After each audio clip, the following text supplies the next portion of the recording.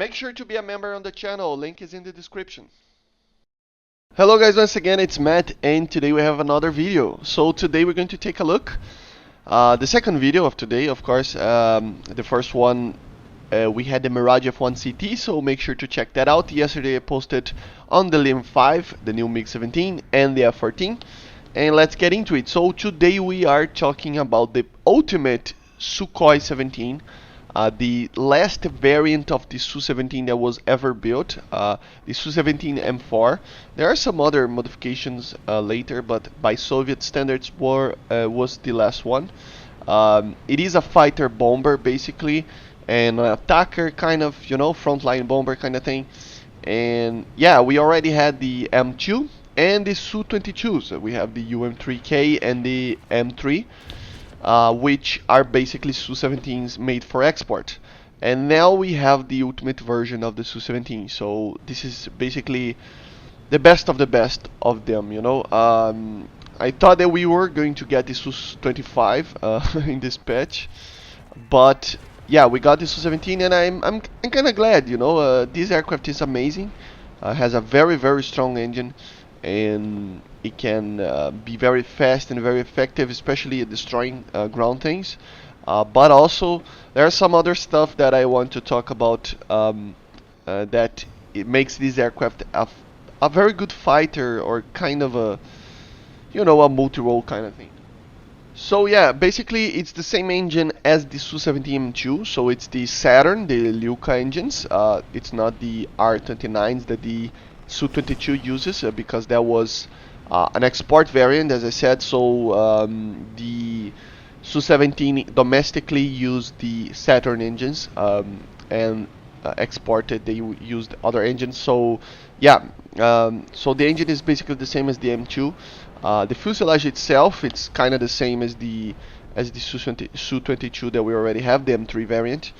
But yeah, it's pretty cool. Has the swing wings, and it is technically has the best, one of the best turning ratios, and a sustained turn at the game, which is kind of funny, that they actually still have that. But yeah, pretty interesting aircraft, pretty good guns. So it has the two NR30s, of course, a very well-known gun that we received at first on the MiG 19 and the MiG 21 F13. The same gun as always, as the other Sukhois. So pretty cool. The armament itself, the secondary armament, of course, is a little bit better than the Su-22M3, but it's basically the same. It's just a tiny bit better. So it still has the KH-25s, KH-23s, the KH-29Ls, of course, and all the laser guided stuff. But also in this one, we can actually, we have a TV inside the cockpit that can guide TV guided stuff. So it can carry the KH-29T, which is the best missile, the best TV guided, the best missile of the Russian tech tree, you know. So it is a very effective attacker at ground battles. I normally don't play ground battles, so I'm just showing it how to use in air battles. But it is very capable at that. Normally I would use the payload with the R60s and the FAB 500s, so that I can take some bases out.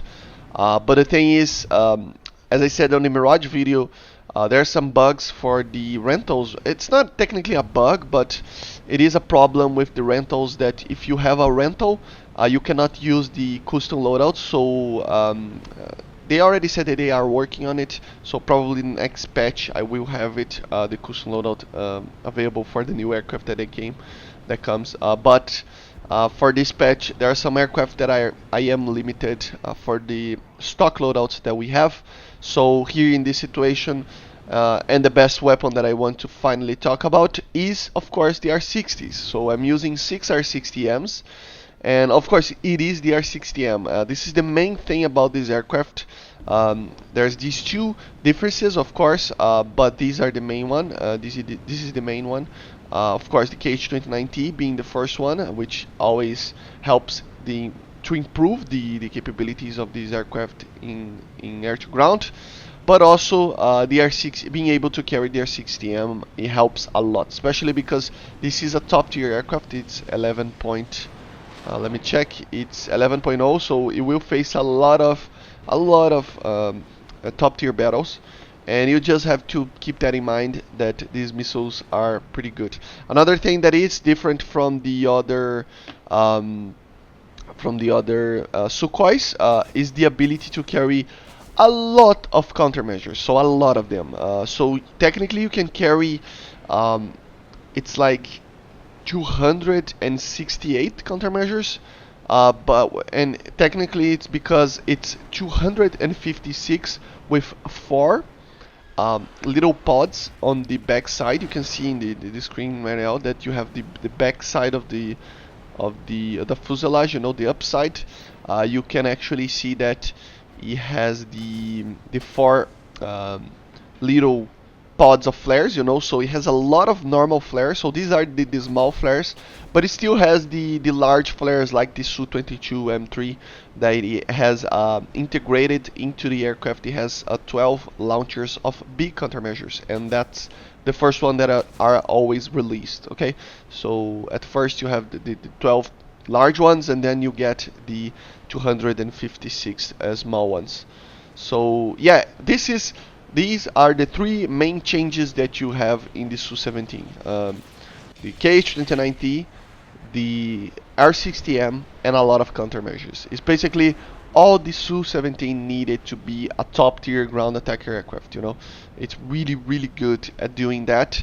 And with the swing wing, it can kind of dogfight, you know. It's not the most amazing thing ever because it is a heavy aircraft, and it tends to be a very large target as well to be heated. So it ended up being kind of a hard aircraft to use as a fighter, as you see, especially now with all the F-14s and stuff.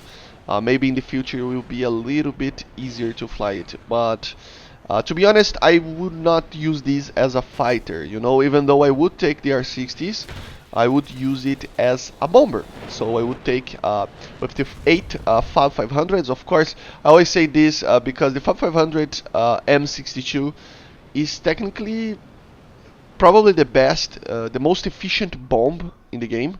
The M62 variants of the FABs that we have, so the 250 and the 500, they are very, very effective with the payload. So you have like 300, and I'm just going to check really quickly. It's 340 kilograms of TNT equivalent. So it is one of the most effective bombs in the game, and of the amount of tonnage that you take in TNT. For the amount of weight that you have, so yeah, it is a very, very effective bomber. You know, you can take with 2 of these, you can take all the 4 bases. So it is a very, very good way to actually make points. You know, I would say that the best way to actually grind this thing after you get it is to, of course, focus on the flares and R60Ms, of course, and at first.